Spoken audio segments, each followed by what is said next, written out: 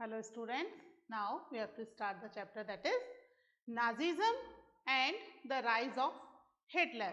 Okay, तो इसमें पढ़ रहे थे about the year of depression, है ना? क्या था? The year of depression, है ना?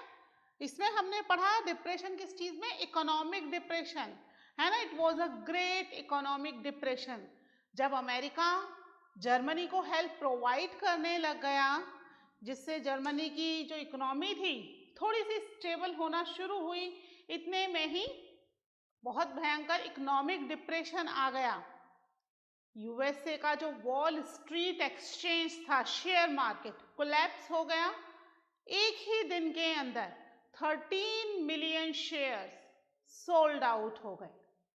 नतीजा ये हुआ कि अमेरिका अपनी खुद की इकोनॉमी को वापस से स्ट्रॉन्ग करने में लग गया, क्योंकि अमेरिका के जो फैक्ट्रीज थी, इंडस्ट्रीज थी, बैंक्स थे, वो बहुत फास्टली शट डाउन होने शुरू हो गए।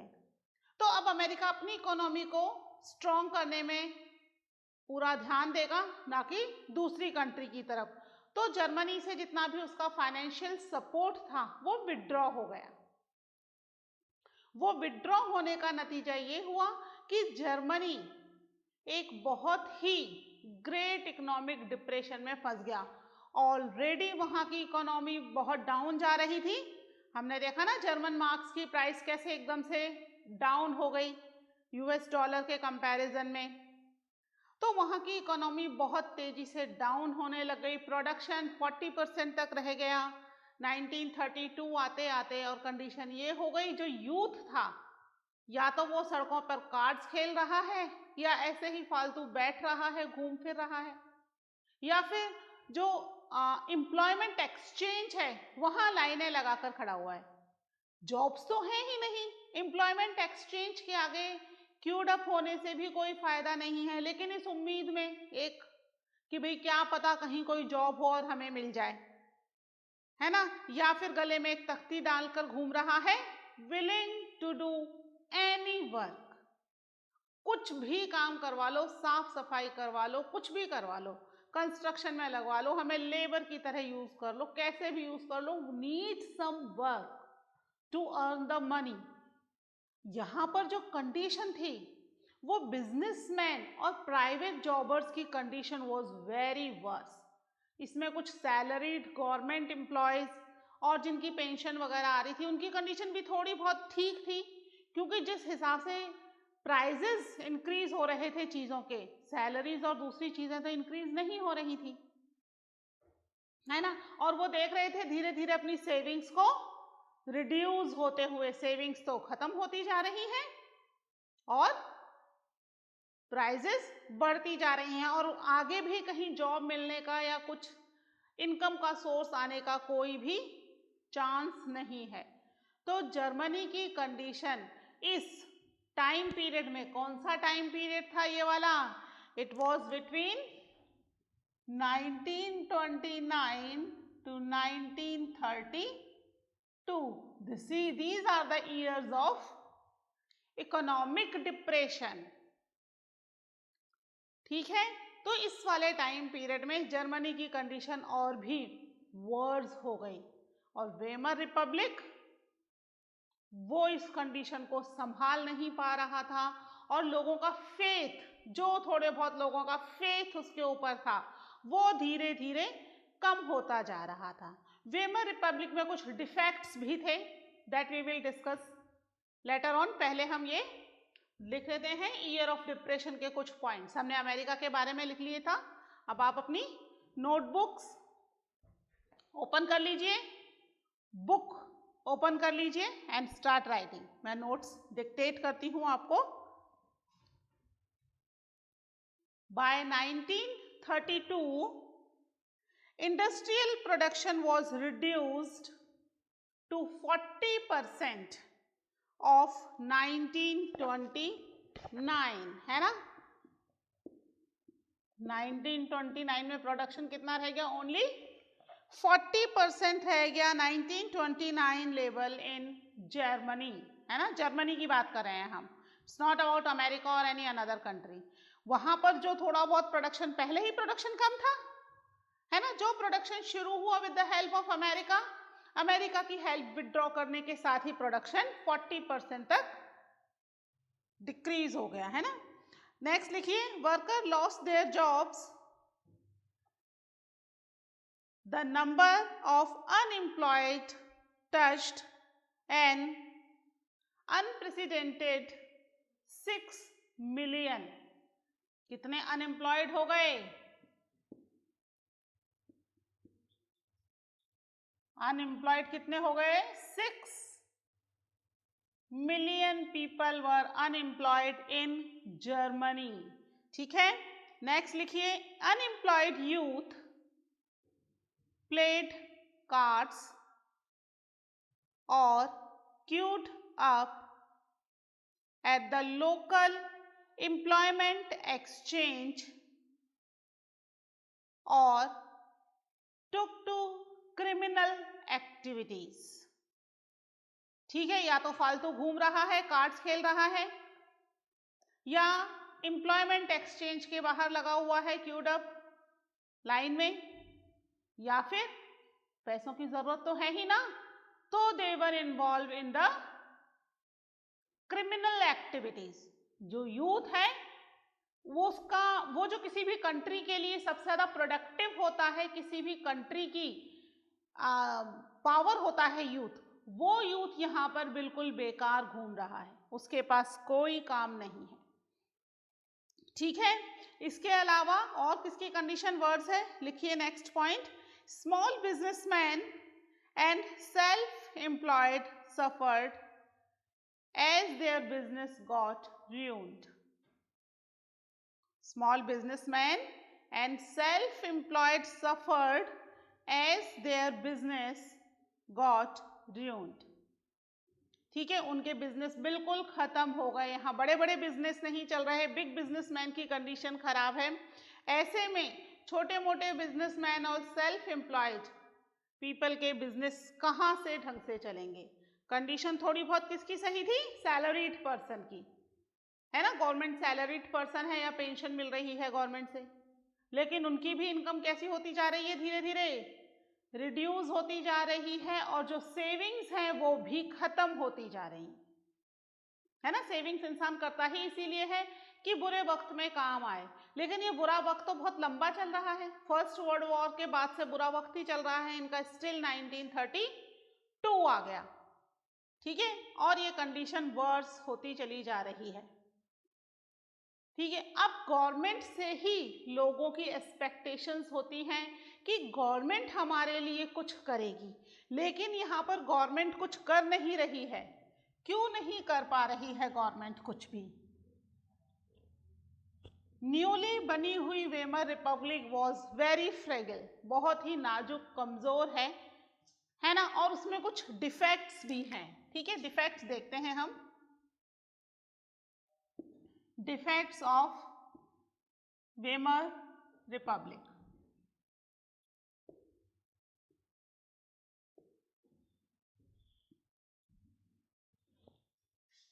ठीक है, इसके हम डिफेक्ट्स देखते हैं। डिफेक्ट्स ये हैं, सबसे पहला डिफेक्ट्स इसका है प्रोपोर्शनल रिप्रेजेंटेशन। ठीक है, प्रोपोर्शनल रिप्रेजेंटेशन मतलब अब यहाँ पे जब इलेक्शंस हो रहे हैं तो इलेक्शन में कई सारी पार्टियां हैं, डेमोक्रेटिक कंट्री है, कई सारी पार्टियां खड़ी हो गई। अब किस पार्टी को कितने वोट मिले हैं, है ना, मान लीजिए पार्टी 1 2 3 4 एंड 5। ठीक है, अब जिन पार्टी को, और भी कई सारी पार्टी होंगी 6 7 8 9, ठीक है, फर्स्ट 5 पार्टी को मैक्सिमम वोट मिल गए हैं। मान लीजिए इसको मिल गए 30%, इनको मिल गए 35%, है ना, 30% मिल गए। ठीक है, कि तो ये मैक्सिमम वोट हो गए कंट्री में। बाकी को 2-2 3-3 4-4 5-5% वोट मिले, ज्यादा नहीं मिले। तो अब क्योंकि इन पार्टीज को ज्यादा वोट मिले हैं तो इनके 30% मेंबर होंगे गवर्नमेंट में, इनके 35% और इनके 30%। प्रोपोर्शनल रिप्रेजेंटेशन होगा, जिसके जितने सीट्स जिसको मिलेगी या जिसको जितने परसेंट वोट मिलेंगे उसके हिसाब से दे होल्ड द गवर्नमेंट। तो यहाँ पर हर बार क्या बन रही है, कोलिशन गवर्नमेंट बन रही है। क्यों बन रही है, एक पार्टी को कभी भी मेजॉरिटी नहीं मिल पा रही, बार बार मिली जुली सरकार, कोलिशन गवर्नमेंट बार बार यहाँ पर बन रही है, जिसकी वजह से क्या हो रहा है, कंट्री में स्टेबिलिटी नहीं आ रही है। दूसरा जो बड़ा फैक्टर था दैट वाज आर्टिकल 48।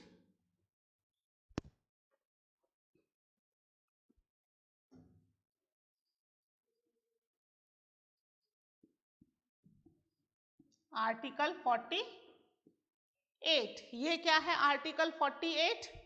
ये आर्टिकल जो है ये गवर्नमेंट अपने बेनिफिट के लिए यूज कर रही है। इसके थ्रू वो कंट्री में डिक्री के थ्रू रूल कर सकती है, यानी कि लोगों के ऊपर आर्टिकल 48 इम्पोज कर दिया जाएगा तो अब लोगों के जो भी सिविल राइट्स होंगे वो सस्पेंड हो जाएंगे फॉर द टाइम बीइंग, है ना। और इसके थ्रू जो है गवर्नमेंट, क्योंकि लोग बार बार रिवोल्ट कर रहे हैं, है ना, डिमांड कर रहे हैं, तो गवर्नमेंट उनको कंट्रोल नहीं कर पा रही, तो बार बार आर्टिकल 48 को यूज कर रही, इसका लिबरल यूज हो रहा था। और बार बार जो है गवर्नमेंट चेंज होती जा रही है, गवर्नमेंट में जो मेंबर्स हैं वो चेंज होते चले जा रहे हैं, ठीक है। तो स्टेबिलिटी नहीं है, परमानेंट गवर्नमेंट कह सकते हैं, एक सिंगल गवर्नमेंट, मेजॉरिटी की गवर्नमेंट वो भी नहीं है, जिसकी वजह से कंट्री में क्या हो रही है, इनस्टेबिलिटी आ रही है। These are the defects of the Weimar republic, ठीक है। लिखिए इसके, मैं लिखवा देती हूँ, आप हेडिंग डाल लीजिए, defects of Weimar Republic. First लिखिए प्रोपोर्शनल, है ना, प्रोपोर्शनल रिप्रेजेंटेशन। देखिए, this made achieving a majority by any one party near impossible task, comma, leading to a rule by coalition, है ना, कोलिएशन गवर्नमेंट बन रही है बार बार। नेक्स्ट लिखिए आर्टिकल 48, हेडिंग डाल लीजिए आर्टिकल 48, लिखिए इसमें which gave the president the power to impose emergency, comma, suspend civil rights and ruled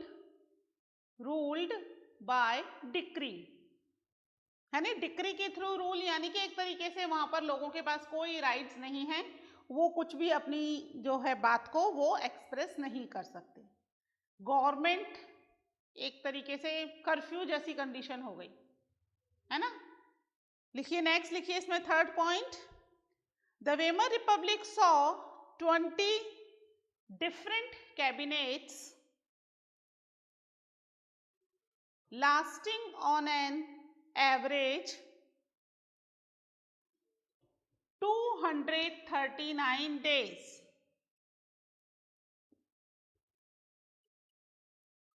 239 days and a liberal use of Article 48.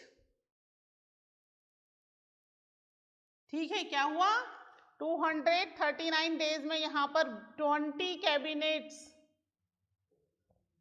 बन गई।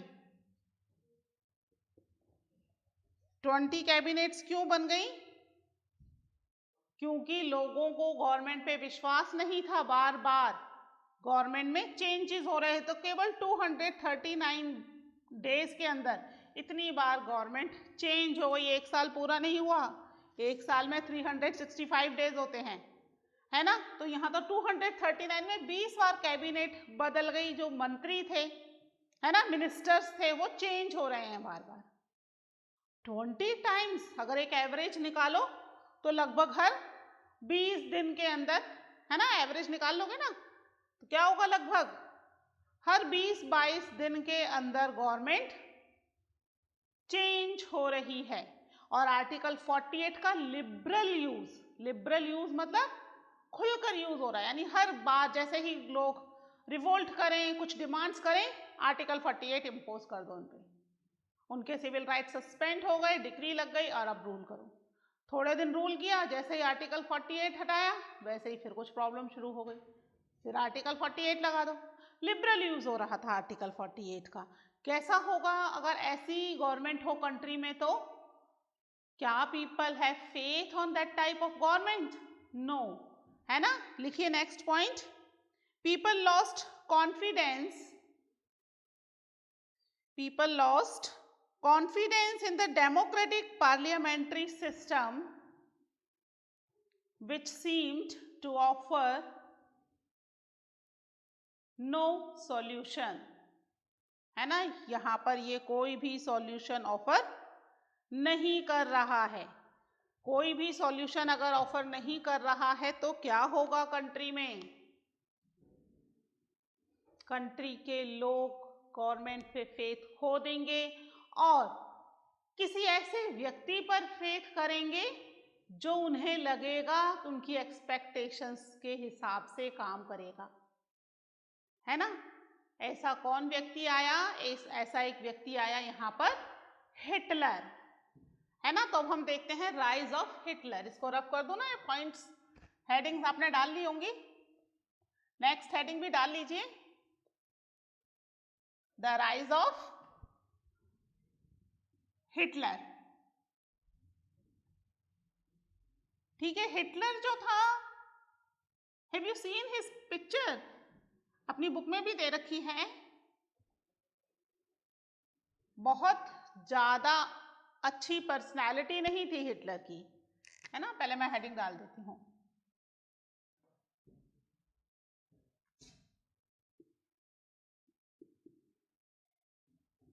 हिटलर्स राइज टू पावर,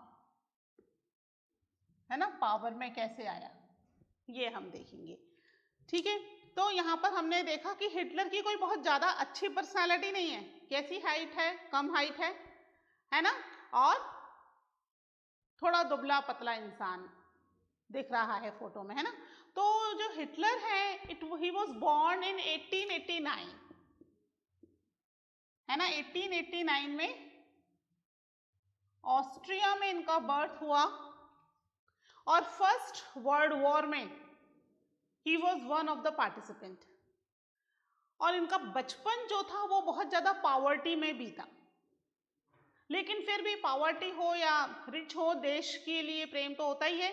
तो जब फर्स्ट वर्ल्ड वॉर आ रहा था, चल रहा था, उस ड्यूरेशन में ही also wanted to serve for the country, लेकिन हाइट कम है तो अब आर्मी में तो उनको सेलेक्ट नहीं किया जा सकता, है ना। आर्मी के लिए क्या होता है, प्रॉपर हाइट, हेल्थ वगैरह सब चीजें देखते हैं। वो देखने के बाद ही व्यक्ति को आर्मी में एंट्री मिलती है। तो वो जब फर्स्ट वर्ल्ड वॉर चल रहा था उस समय एंट्रीज पूरा टाइम ओपन ही रहती थी, क्योंकि बार बार सोल्जर्स मर रहे हैं तो नए सोल्जर्स चाहिए। तो ये बार बार एंट्री पाना चाह रहे थे as a soldier for the first world war, और बार बार इन्हें रिजेक्शन मिल जाता था। फिर ये वापस घूम के आ जाते थे, शायद इस बार मिल जाए एंट्री। तो फाइनली ऑफिसर्स ने परेशान होकर इनको मैसेंजर का काम दे दिया। उन्होंने कहा मुझे तो सर्व करना है अपनी कंट्री के लिए, तो ठीक है, मैसेंजर का काम दे दिया गया उनको। फ्रंट जहां पर लड़ाई चल रही है वहां से यहाँ मैसेज लाने हैं और यहाँ के मैसेज ले जा करके फ्रंट पर देने हैं। ये काम भी उन्होंने इतने अच्छे से किया कि उनका प्रमोशन हो गया, उनको कॉर्पोरल बना दिया गया, है ना। और बाद में उन्हें कई सारे मेडल भी मिले ब्रेवरी के लिए। जब फर्स्ट वर्ल्ड वॉर में जर्मनी हार गया तो बाकी कंट्रीमैन की तरह he also felt very sad कि ये नहीं होना चाहिए था, डिफीट नहीं होनी चाहिए थी। क्योंकि इनिशियल स्टेज में तो क्या हो रही थी, जर्मनी की जीत ही हो रही थी, विक्ट्री ले रहा था, है ना। वो तो यूएसए अगर एंटर नहीं होता तो जीत जाता, बट यूएसए एंटर होने की वजह से डिफीट मिल गई। लेकिन अब यहाँ पर बाकी जर्मनी के लोगों की तरह हिटलर को भी बहुत दुख हुआ। फिर वो ट्रीटी हुई, ट्रीटी ऑफ वर्सेलिस, उस ट्रीटी ने तो बिल्कुल बुरी तरीके से दिल ही तोड़ दिया कि ये तो बहुत ही ह्यूमिलिएटिंग ट्रीटी है। बाकी के कंट्रीमैन को भी यही लग रहा था, he was not separate from the other countryman. ठीक है, तो इसको भी बहुत दुख हुआ, हिटलर को भी बहुत दुख हुआ बाकी लोगों की तरह। तो इन्होंने यहाँ पर जो वेमर रिपब्लिक बनी, इसको ये भी पसंद नहीं करते थे, है ना। हिटलर को लगता था कि ये वेमर रिपब्लिक जो है इट्स नॉट प्रॉपर गवर्नमेंट, एक ऐसी गवर्नमेंट हो जो कंट्री को इकोनॉमिकली स्ट्रॉन्ग करे। तो इसके लिए उन्होंने एक बार कोशिश भी की अपराइजिंग करने की, है ना, कि भाई अपराइजिंग की जाए, पावर के थ्रू इसको होल्ड कर दिया जाए। रशियन रेवोल्यूशन से तो इंस्पायर थे ही, वोल्शेविक पार्टी के तर्ज पर वहां पर एक वो बनी हुई थी पार्टी, है ना, हमने पढ़ा था ना स्पैटरसाइज्ड लीग। तो रशियन रेवोल्यूशन को देख ही चुके थे, वहां पर कैसे हुआ था, लेनिन ने अपराइजिंग करके पावर कैप्चर कर ली थी। तो इन्होंने भी वही तरीका अपनाने का सोचा, बट ही वॉज फेल, है ना। उन्हें कुछ टाइम जेल में भी रहना पड़ा, कुछ टाइम के बाद छोड़ दिया गया। अब क्या किया जाए, फिर इन्होंने एक पार्टी ज्वाइन कर ली, that was the German workers party. ये जर्मन वर्कर्स पार्टी ही आगे चलकर नाजी पार्टी के नाम से फेमस हुई। बाद में इन्होंने पहले ज्वाइन किया एज अ मेंबर और कुछ ही टाइम में he became the leader of that party, और उसको रीनेम करके नेशनल कम्युनिस्ट पार्टी के नाम से कर दिया गया, जो कि बाद में नाजी पार्टी बन गई। ठीक है, इस तरीके से इनका पॉलिटिकल कैरियर थोड़ा शुरू हुआ और बहुत ही जल्दी इस पॉलिटिकल कैरियर ने अपनी स्पीड पकड़ ली। ठीक है, पहले हम इनके बारे में थोड़ा सा लिख लेते हैं।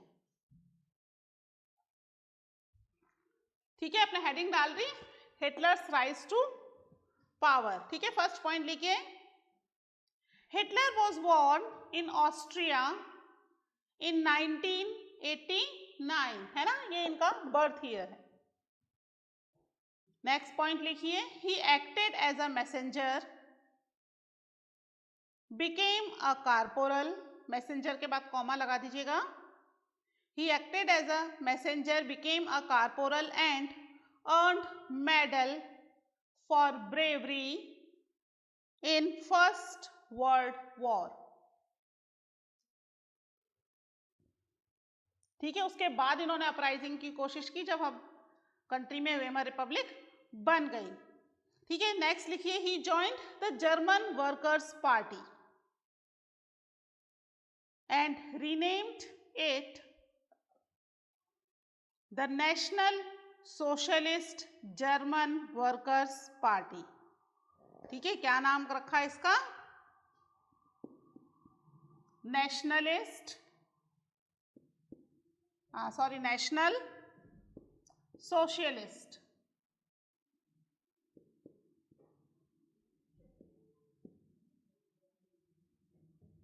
जर्मन वर्कर्स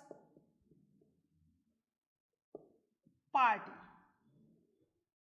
ठीक है, ये इन्होंने इसका नाम रखा, बाद में ये क्या कहलाई, नेक्स्ट लिख लीजिए, this party came to be known as Nazi party, NAZI, Nazi party की, नाजी की स्पेलिंग ध्यान रखना, नाजी। ठीक है, लिखिए, this party came to be known as Nazi party, है ना, नाजी पार्टी बन गई।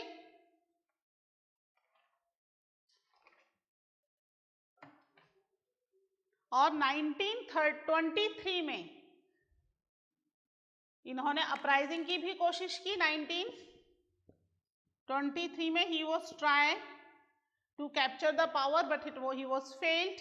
फिर उन्होंने नाजी पार्टी ज्वाइन कर ली और नाजी पार्टी ज्वाइन करने के बाद पॉलिटिक्स की तरफ इनका रुझान बढ़ने लगा। ठीक है, और जब इलेक्शन हुए इन 1932, लिखिए next point, by 1932 it had become the largest party with 37% votes। ठीक है, ये 37% वोट्स कैसे मिले 1932 में। 1923 के बाद तो जेल में रहे काफी टाइम तक, 1932 में यहाँ पर इनको 37% वोट मिले, यानी कि this was the largest number. Proportional हम देख रहे थे ना, रिप्रेजेंटेशन है, तो यहाँ पर सबसे ज्यादा इनको वोट मिले और यहाँ पर गवर्नमेंट में इनकी एंट्री हो गई। इतने वोट कैसे मिल गए? 37% वोट, जबकि पहले जो इलेक्शन हुए थे इनमें इसमें केवल 2.4% वोट ही मिले थे। 2.4% से जंप करके 37% पर ये पार्टी आ गई। ऐसा क्या किया हिटलर में? हिटलर में कुछ क्वालिटीज थी। He was a very good orator. Orator मतलब स्पीकर। जब वो बोलते थे तो लोग उन्हें बड़े ध्यान से सुनते थे, है ना। कुछ लोग होते हैं ना, जब वो बोलते हैं तो बहुत अच्छा लगता है कि इनकी बातें शायद सच ही हो जाएं जैसा वो बोलते हैं, है ना। कई बार हम देखते हैं टीवी वगैरह में भी आता है कुछ स्पीचेस, वो बड़े ध्यान से सुनते हैं हम लोग। तो he was also a very good orator, बहुत अच्छे स्पीकर थे। और फिर इन्होंने लोगों की जो दुख तकलीफ वाली चीजें थी उनको सबसे पहले टारगेट करना शुरू किया। जैसे कि ट्रीटी जो हुई वर्सलिस की, उन्होंने कहा मैं इस ट्रीटी को अंडू कर दूंगा, खत्म कर दूंगा इस ट्रीटी को, हम इस ट्रीटी को नहीं मानेंगे अगर मेरी गवर्नमेंट होगी तो। लोग तो यही चाहते थे, वो इस ट्रीटी को नहीं मानना चाहते थे। उन्होंने कहा जितना भी लैंड हमसे छीन लिया गया है, चाहे वो राइनलैंड हो, रूहान हो, 13% टेरिटरीज छीन ली गई थी, है ना, तो वो सब टेरिटरीज मैं वापस ले लूंगा इन फॉरेन कंट्रीज से। लोग यही चाहते थे कि उनकी लैंड उन्हें वापस मिल जाए। इसके अलावा जितने भी अनएम्प्लॉयड यूथ हैं उन सब के लिए सबसे पहले मैं जॉब का अरेंजमेंट करूंगा।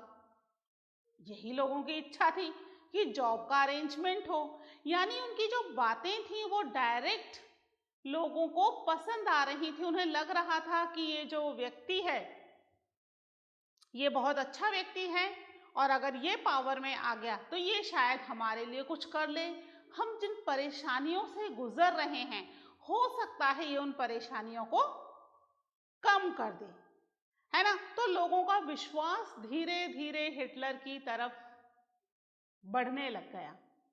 इसके अलावा उन्होंने जो कंजर्वेटिव्स थे उनको भी अपनी तरफ अट्रैक्ट करने के लिए कोशिश करना शुरू किया। इसमें उन्होंने एक रेड बैनर के ऊपर स्वास्तिक का निशान बनाया। ठीक है, स्वास्तिक का निशान पता है ना कैसा होता है? ठीक है, दिस इज स्वास्तिक। एक पूरा रेड बैनर लिया, रेड बैनर के ऊपर ऐसे स्वास्तिक के निशान बनाए, है ना, मतलब थोड़ा रिलीजियस टच दे दिया जिससे लोग उनकी तरफ रहें। फिर जब भी वो अपनी स्पीच देता है स्पेशली अपने कुछ लोगों को खड़ा रखता था कि भाई जैसे ही स्पीच हो बहुत तेज तेज तालियां बजाएं, अरे वाह बहुत सही बोला सर आपने, बहुत अच्छा बहुत अच्छा, है ना। अ राउंड ऑफ अप्लॉज होना ही चाहिए आफ्टर एवरी स्पीच। ठीक है, तो बाकी दूसरे लोगों को भी लगता नहीं इतने लोग ताली बजा रहे, नहीं वाकई में शायद बहुत अच्छा बहुत अच्छा बहुत अच्छा। ठीक है, और सीधे से वो क्या कर रहे थे, डायरेक्ट उन पॉइंट्स को टारगेट कर रहे थे जो लोगों को परेशान कर रही थी। ठीक है, उनको टारगेट करने की वजह से हिटलर बहुत तेजी से लोगों के बीच में ना केवल फेमस होने लग गए बल्कि उनकी पार्टी जो थी वो एक सबसे स्ट्रॉन्ग पार्टी बन करके आई और 1932 में एक हाईएस्ट परसेंटेज ऑफ वोट लेकर के पावर में आने की तैयारी में हो गई कि भाई अब इसको पावर में लेना ही पड़ेगा। ठीक है, तो हमने हिटलर के बारे में अभी डिस्कस कर लिया। नेक्स्ट लेक्चर में मैं आपको हिटलर की क्वालिटीज डिक्टेट भी करवा दूंगी, लिखवा दूंगी। ठीक है, तो मिलते हैं in the next lecture. Till then take care, bye.